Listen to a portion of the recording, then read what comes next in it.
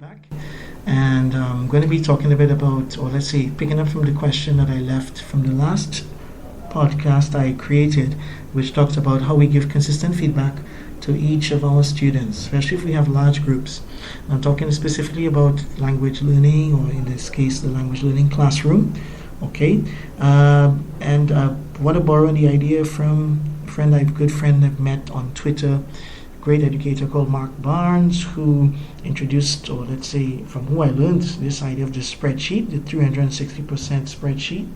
But just adapting this idea of the spreadsheet a little bit for language learning in terms of giving feedback, I think is setting yourself the goal of taking notes of one thing that your students did or said in that class. So you have 8 students, so I need to have at least 8 records, or 8 points of one of each of my students, so that I can give him feedback on that one particular point.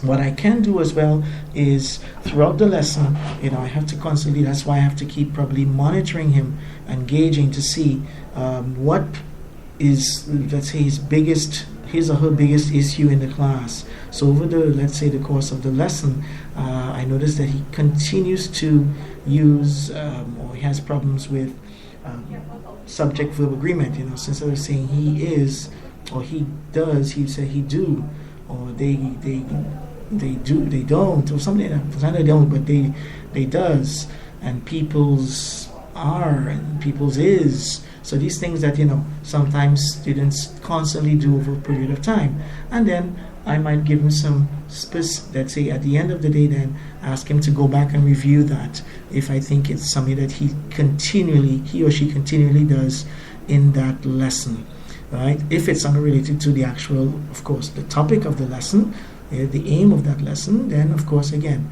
I pick up that one particular point. It could be related to pronunciation, could be related to grammar or vocabulary. But I think one step at a time, systematically working, and you're thinking of how this specific point you notice in their production is actually affecting their overall performance as speakers of the language. So I think that is the main thing, and that is how you can give consistent feedback, taking notes, registering that, and keeping, of course, track of these points that you made with your students. All right? So I think that is the thing I was asking in terms of consistent feedback.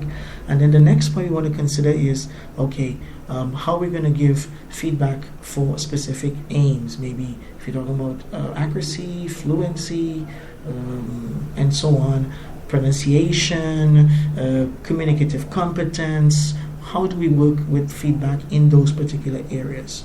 So that's one thing that I'm going to cover the next time we move, or next time we go to talk about this thing about feedback. Our next topic will cover that. All right. So thanks a lot for listening in, and hope it was useful. All right. If you have any comments or suggestions, send them to me. Contact me. Thank you very much.